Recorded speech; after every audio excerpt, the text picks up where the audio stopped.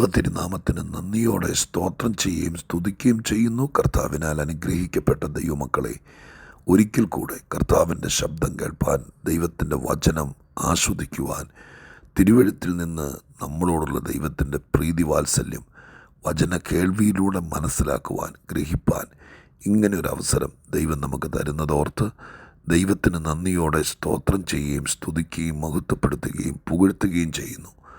വചനം കേൾക്കാൻ താല്പര്യം കാണിക്കുന്ന നിങ്ങൾക്കെല്ലാവർക്കും യേശുക്രിസ്തുവിൻ്റെ ധന്യമുള്ള നാമത്തിൽ വിനീതമായ സ്നേഹ വന്ദനങ്ങൾ അറിയിച്ചുകൊണ്ട് കർത്താവിൻ്റെ രക്ഷിതാവുമായിരിക്കുന്ന സർവശക്തിയുള്ള ദൈവത്തിന് സകല മഹത്വവും പുകഴ്ചയും ഒരിക്കൽ കൂടി അർപ്പിച്ചുകൊണ്ട് ഇന്ന് നാം ഒന്നിച്ച് ചിന്തിപ്പാൻ ആഗ്രഹിക്കുന്ന ആത്മീക ചിന്തയുടെ ആധാരവാക്യം ആവർത്തന പുസ്തകം 33-ാമത്തെ അധ്യായം അതിൻ്റെ 11-ാമത്തെ വാക്യമാണ്. ആവർത്തന പുസ്തകം 33-ാം അധ്യായത്തിൻ്റെ 11-ാമത്തെ വാക്യം ഞാൻ നിങ്ങളെ വായിച്ചു കേൾപ്പിക്കാം. യഹോവേ, അവൻ്റെ ധനത്തെ അനുഗ്രഹിക്കണമേ. യഹോവേ, അവൻ്റെ ധനത്തെ അനുഗ്രഹിക്കണമേ. 33-ാം അധ്യായം മോശ തൻ്റെ മരണത്തിന് മുമ്പ് ഇസ്രായേൽ മക്കളെ അനുഗ്രഹിച്ച അനുഗ്രഹമാണെന്നാണ് എഴുതിയിരിക്കുന്നത്. മോശ മരിക്കുന്നതിന് തൊട്ട് മുമ്പ് താൻ ചെയ്ത അവസാനത്തെ പ്രവൃത്തി, തന്നോടുകൂടെ ദീർഘകാലം മരുഭൂമിയിലൂടെ യാത്ര ചെയ്ത ഇസ്രായേൽ ജനം 12 ഗോത്രങ്ങൾ, അവരെ ഓരോരുത്തരെയും ആളാമ്പ്രതി അനുഗ്രഹിക്കാൻ സമയമെടുക്കുകയാണ്. മരണത്തിന് തൊട്ട് മുമ്പ് മോശ കിടപ്പിലായി, ആരോഗ്യം ക്ഷയിച്ച് ക്ഷീണിതനായി, ബോധം നഷ്ടപ്പെട്ട് ഒരു കോമാ സ്റ്റേജിൽ കിടന്നല്ലല്ലോ മരിച്ചത്. നടന്ന് അങ്ങനെ ആരോഗ്യത്തോടുകൂടെ കനാനിലേക്കുള്ള യാത്രാമധ്യത്തിൽ ദൈവം പിസ്ഗയുടെ കൊടുമുടിയിലേക്ക് വിളിച്ചു കയറ്റി. ആ പർവ്വതം കയറി ആരോഗ്യദൃഢഗാത്രനായി അതിൻ്റെ മുകളിൽ ചെന്നിട്ട് ദൈവം അവനോട് മരിക്കാൻ ആവശ്യപ്പെടുന്നില്ലെങ്കിൽ അവിടെ വെച്ച് മോശ മരിക്കുന്നു. അങ്ങനെയാണല്ലോ മോശയുടെ മരണം. ഈ വാക്യത്തിൽ നിന്ന്, അഥവാ മോശ ഇസ്രായേൽ മക്കളെ അനുഗ്രഹിക്കുന്ന ഈ അധ്യായത്തിൽ നിന്ന് നമുക്ക് പഠിക്കാൻ ഒരുപാടുണ്ട്.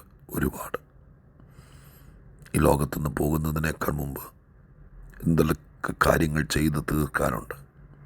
അതിലേറ്റവും പ്രധാനപ്പെട്ടൊരു കാര്യമാണ് അനുഗ്രഹിക്കേണ്ടവരെയൊക്കെ അനുഗ്രഹിച്ചിട്ട് പോകുക എന്നുള്ളത്. ഇന്നോ നാളെയോ മരിക്കും എന്ന പ്രതീക്ഷയോടുകൂടെ നമ്മൾ ആ പ്രക്രിയ ചെയ്യുകയല്ല. പക്ഷേ പോകുന്നതിനേക്കാൾ മുമ്പ് എല്ലാവരെയും അനുഗ്രഹിച്ചു. തന്നോട് കൂടെ നടന്നവർ, താൻ വിളിച്ചപ്പോൾ ഇറങ്ങി വന്നവർ, തൻ്റെ പക്ഷത്ത് നിന്നവർ. ഇടയ്ക്കിടയ്ക്ക് ഇച്ചിരി ഉള്ളത്തിൻ്റെ ഉള്ളിൽ പ്രയാസങ്ങളൊക്കെ ഉണ്ടായിരുന്നു ഇവരുമായിട്ട്. ഇസ്രായേൽ മക്കളുമായിട്ട് പിറുപിറുപ്പും, മോശയ്ക്കെതിരെ അവർ നിൽക്കുകയൊക്കെ ചെയ്ത സന്ദർഭമുണ്ട്. പക്ഷേ ചിലരെ മാത്രം അനുഗ്രഹിച്ച് ചിലരെ മൈൻഡ് ചെയ്യാതെ അങ്ങനെയൊന്നുമല്ല. ആ നല്ല മനുഷ്യൻ്റെ ഹൃദയം ഈ അനുഗ്രഹത്തിനകത്ത് കാണാൻ കഴിയും. എല്ലാവരെയും 12 ഗോത്രങ്ങളെയും ഒരുപോലെ കണ്ട് ദൈവാത്മാവകത്ത് എന്താണോ പ്രേരണ കൊടുത്തത് അതിന് തക്കവണ്ണം അവരെ അനുഗ്രഹിച്ചു. ഓരോരുത്തർക്കും വേണ്ട അനുഗ്രഹം ദൈവത്തിൻ്റെ സന്നിധിയിൽ നിന്ന് പ്രാപിച്ചിട്ട് പകരുന്നത് പോലെ മോശയെ അനുഗ്രഹിച്ചു.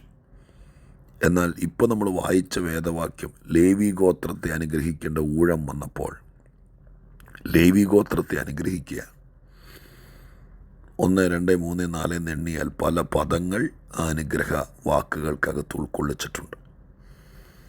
അങ്ങനെ അവരെ അനുഗ്രഹിക്കുമ്പോൾ, അവരെക്കുറിച്ച് നല്ലത് പറയുമ്പോൾ, അവരുടെ നാളുകൾ ധന്യമാകണമെന്ന് ആഗ്രഹിക്കുമ്പോൾ, അവർ രക്ഷപ്പെട്ടത് എങ്ങനെയാണെന്ന് ഈ അനുഗ്രഹ വാക്കുകൾക്കകത്ത് ഉൾപ്പെടുത്തി താൻ പറയുമ്പോൾ, 11-ാമത്തെ വാക്യത്തിലെത്തുമ്പോൾ ആ അനുഗ്രഹത്തിൻ്റെ വാചകങ്ങൾ മുമ്പോട്ട് നീങ്ങുന്ന സമയത്ത് 11-ാമത്തെ വാക്യത്തിനകത്തെത്തുമ്പോൾ ദൈവത്തോട് മോശ ആവശ്യപ്പെടുകയാണ്. ഇത്രയും നേരം മോശയാണ് അനുഗ്രഹിച്ചുകൊണ്ടിരുന്നത്. എന്നാൽ 11-ാമത്തെ വാക്യത്തിലെത്തുമ്പോൾ ദൈവത്തോട് മോശ ഇവർക്ക് വേണ്ടി ആവശ്യപ്പെടുകയാണ്. എന്താണ് ആവശ്യപ്പെട്ടത്? യഹോവേ, അവൻ്റെ ധനത്തെ അനുഗ്രഹിക്കണമേ. അത് എത്ര നേരം മോശ അനുഗ്രഹിച്ചുകൊണ്ടിരുന്നു. ലേവി ഗോത്രത്തിൻ്റെ ധനത്തിൻ്റെ കാര്യം വന്നപ്പോൾ മോശ അനുഗ്രഹിക്കുന്നതിന് പകരം അനുഗ്രഹപീഠത്തിൽ നിന്നങ്ങ് മാറി നിന്നിട്ട് യഹോവയാം ദൈവത്തെ ആ പീഠത്തിലേക്ക് പിടിച്ചു നിർത്തിയിട്ട് ദൈവത്തോട് ആവശ്യപ്പെടുന്നു, ഇവൻ്റെ ധനത്തെ അനുഗ്രഹിക്കണമേ. അത് ദൈവത്തെ പരമേൽപ്പിക്കുകയാണ്. മോശ ധനത്തെ അനുഗ്രഹിക്കുകയല്ല, അവരെ അനുഗ്രഹിച്ചു, അവരെക്കുറിച്ച് നല്ലത് പറഞ്ഞു. എന്നിട്ട് ദൈവത്തോട് അപേക്ഷിക്കുകയാണ്, ദൈവമേ ഇവരുടെ ധനത്തെ അനുഗ്രഹിക്കണമേ. അനുഗ്രഹമെന്ന വിഷയം ചില ദിവസങ്ങൾക്ക് മുമ്പ് ഞാൻ ഇതുപോലെ അനുഗ്രഹത്തെക്കുറിച്ചൊരു പരാമർശനം വേദപുസ്തകത്തിൽ നിന്നെടുത്ത് ഈ ചെറിയ സന്ദേശത്തിലൂടെ ദൈവമക്കൾക്ക് തന്നതായിരുന്നു. അന്ന് ഞാൻ പറഞ്ഞിരുന്നു, വേദപുസ്തകത്തിലെ ഏറ്റവും പ്രധാനപ്പെട്ട ഈടുറ്റൊരു വിഷയമാണ് അനുഗ്രഹിക്കുക എന്ന വിഷയം. ഇവിടെ ഇതാ, ധനത്തെ അനുഗ്രഹിക്കുക. ഞാൻ ആ ഭാഗം ഇരുത്തി ചിന്തിച്ചു. നമുക്ക് ധനമുണ്ടാക്കാനുള്ള കഴിവും ആരോഗ്യവും ബലവും അവസരമൊക്കെ ദൈവം തരുന്നത്. അവർക്ക് ധനം കൊടുക്കണമേ എന്നല്ലല്ലോ അവിടെ പറഞ്ഞത്. പട്ടിണി കിടത്തരുതേ, അവർക്ക് സമ്പത്ത് കൊടുക്കണമേ എന്നല്ല. അവൻ്റെ കയ്യിൽ വരുന്ന ധനം ദൈവം അനുഗ്രഹിക്കണം. അനുഗ്രഹിച്ചിട്ട് ധനം കയ്യിൽ വെച്ചുകൊണ്ടിരിക്കാനുള്ളതല്ലല്ലോ, ചിലവാക്കാനുള്ളതല്ലേ. ദൈവം അനുഗ്രഹിച്ച ധനം അത് വേണം ചിലവാക്കാൻ. സത്യത്തിൽ ലേവി ഗോത്രക്കാരൻ ജോലിക്കും പണിക്കും പോകേണ്ടവനല്ലല്ലോ. അവൻ കൃഷി ചെയ്ത് മാടിനെ വളർത്തിയും ജീവിക്കേണ്ടവനല്ലല്ലോ. സഹോദരങ്ങൾ അല്ലെങ്കിൽ മറ്റിതര ഗോത്രങ്ങൾ അവർക്ക് കൊടുക്കുന്ന ദശാംശവും ആദ്യഫലമൊക്കെ ആയിട്ടുള്ളത്, അതാണ് അവരുടെ ധനമെന്ന് പറയുന്നത്. അവർക്ക് കൃഷിയില്ല, അവർക്ക് ആടുമാടുകളില്ല, അവർക്ക് ജോലിയില്ല. പക്ഷെ അവരുടെ കയ്യിൽ വരുന്നത് തുച്ഛമായി മറ്റാരോ അവർക്ക് ദൈവം കൽപ്പിച്ചതനുസരിച്ച് കൊടുക്കുന്നതാണ്. നമ്മുടെ ഭാഷ പറഞ്ഞാൽ സ്തോത്ര കാഴ്ചയാണ്, ദശാംശമായിട്ടൊക്കെ കൊടുക്കുന്നതാണ്. ആ കൊടുക്കുന്നതിനെ സർവശക്തനായ ദൈവം അനുഗ്രഹിക്കണം എന്ന് മോശ ദൈവത്തോട് ആവശ്യപ്പെടുകയാണ്. പ്രിയപ്പെട്ടവരെ, ഞാനിവിടെ നിന്നുകൊണ്ടൊരു കാര്യം പറയാം. മോശ എന്തുകൊണ്ടാണ് ഇവരുടെ കാര്യത്തിൽ മാത്രം ഇങ്ങനെ പറഞ്ഞത് എന്നതൊക്കെ ഞാനിത് വായിക്കുമ്പോൾ ചിന്തിച്ചു. നിങ്ങൾക്കും ചിന്തിക്കാം. വെറുതെ ഒരു വാക്യം കണ്ട് വായിച്ചു വിടണ്ട. മറ്റാരുടെയും ധനത്തെയും സമ്പത്തിനെയും ഒന്നും പറഞ്ഞില്ല. പക്ഷെ ഇവരുടെ കാര്യത്തിൽ എന്തുകൊണ്ടാണ് പറഞ്ഞത്? ഇത്രയുള്ള അതിൻ്റെ ആശയം. മോശ ഇവരുടെ കയ്യിൽ കണ്ടത് ആരോ കൊടുത്ത കൊച്ചു ദശാംശത്തിൻ്റെ പൊതികളാണ്. പിടിയരിയോ അല്ലെങ്കിൽ ആരെങ്കിലും കൊടുക്കുന്ന സ്തോത്ര വഴിപാടോ. അത് കയ്യിൽ കിട്ടിയിട്ട് വലിയൊരു കെട്ടിനകത്തും ചാക്കിനകത്തും കൊടുക്കുന്നതായിട്ടല്ല മോശ കണ്ടത്. ആരോ കൈക്കൊണ്ട് കൊടുക്കുന്ന തുച്ഛമായത്. അതിനെ ദൈവം അനുഗ്രഹിച്ചാൽ അത് പാഴായി പോകില്ല, പാഴ്ചെലവായി പോകില്ല. നമ്മളിൽ പലർക്കും ഒരു പ്രശ്നം, 5 കിട്ടുമ്പോൾ 15 ചിലവാകുന്നു. നമ്മുടെ കയ്യിലേക്ക് വരുന്നത് കാണാം. ഒരുപാട് പേരുടെ പരാതിയാണ്, എൻ്റെ പൊന്നു പാസ്റ്റേ ശമ്പളം കിട്ടുന്നുണ്ട്, പക്ഷെ 1 രൂപ പോലും എനിക്ക് ഉപകരിക്കുന്നില്ല. എല്ലാം പിടുത്തം കഴിഞ്ഞ് എന്ന് പറഞ്ഞാൽ കടമെടുത്തിരിക്കുന്നതും ലോൺ എടുത്തിരിക്കുന്നതൊക്കെയല്ലേ, ഇതെല്ലാം കഴിഞ്ഞ് ബാക്കിയൊന്നുമില്ല. അങ്ങനെ ആയിപ്പോയി.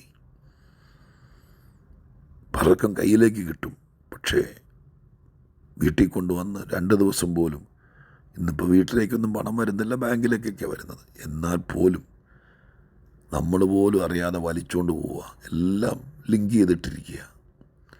അനുഭവിക്കാൻ വേണ്ടുവണ്ണം സംതൃപ്തിയോടെ ജോലി ചെയ്തിട്ട് അതിൻ്റെ നന്മ അനുഭവിക്കാൻ പറ്റാത്തവരാരെങ്കിലും എന്നെ കേൾക്കുന്നുണ്ടോ? ദൈവത്തോട് മോശ പറഞ്ഞതുപോലെ ദൈവത്തോട് പറയേണ്ട, കർത്താവേ എന്നെ അനുഗ്രഹിക്കണമെന്നല്ല. യോബിൻ്റെ പുസ്തകത്തിൻ്റെ ആദ്യത്തെ അധ്യായത്തിൽ അവൻ്റെ കൈയുടെ പ്രവൃത്തിയെ അനുഗ്രഹിച്ചു എന്നൊരു വാക്ക് പറയുന്നുണ്ട്.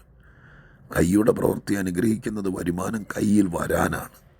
നമ്മുടെ കയ്യിൽ വരുമാനം വരുന്നതാണ് കൈയുടെ പ്രവൃത്തി അനുഗ്രഹിച്ചാൽ സംഭവിക്കുന്നത്. എന്നാൽ കൈയുടെ പ്രവൃത്തി അനുഗ്രഹിച്ച് നമ്മുടെ കയ്യിൽ വരുന്ന സമ്പത്ത് കൂടെ അനുഗ്രഹിക്കപ്പെടേണ്ട ഈ വാക്യമനുസരിച്ച് ലേവി ഗോത്രക്കാരുടെ മാത്രം മതിയോ? നമ്മുടെ കയ്യിൽ വരുന്ന നന്മ സ്വർഗം അനുഗ്രഹിച്ച് നമുക്ക് തരണം. എങ്കിലേ നമുക്കത് വേണ്ടും വണ്ണം പ്രയോജനപ്പെടുകയുള്ളൂ. അതല്ലാത്ത പക്ഷം അത് നമ്മുടെ കയ്യിൽ കിട്ടി ചകിരി പിച്ച് ചിന്തിപ്പോയതുപോലെ എങ്ങോട്ട് പോയെന്നറിയില്ല. ആവിയും പൊടിയുമായി പോയതുപോലെ പോകും. ഒരുപാട് പേർക്ക് സംഭവിക്കുന്നുണ്ട്. ഇന്ന് ദൈവത്തോട് പ്രാർത്ഥിക്കുക, ദൈവമേ എൻ്റെ സമ്പത്തിനെ സ്വർഗം അനുഗ്രഹിച്ചു തരണം. കൊച്ചു കൃഷിക്കാരനായിരിക്കും നിങ്ങൾ, ചെറിയൊരു കട നടത്തുന്ന ഒരാളായിരിക്കും, ചിലപ്പോൾ നല്ല ബിസിനസ്സായിരിക്കും, ചിലപ്പോൾ നല്ല തുക ശമ്പളം മേടിക്കുന്ന ആളായിരിക്കും, ചിലപ്പോൾ ദിവസക്കൂലിക്കാരനായിരിക്കും, ചിലപ്പോൾ ആടുമാടുകളെ വളർത്തി കോഴിയൊക്കെ വളർത്തി ജീവിക്കുന്ന ഒരാളായിരിക്കും. എന്താണെങ്കിലും നിങ്ങളുടെ കയ്യിലേക്ക് വരുന്ന സമ്പത്ത്, ആ ധനം, അത് ദൈവം അനുഗ്രഹിച്ചിട്ട് ശേഷം ചിലവാക്കി നോക്ക്, പാഴാകത്തില്ല. ദൈവത്തോട് പ്രാർത്ഥിക്കാൻ, ദൈവമേ എൻ്റെ ധനത്തെ കൂടെ അനുഗ്രഹിക്കണം, അത് സ്വർഗം അനുഗ്രഹിച്ചു തരണം.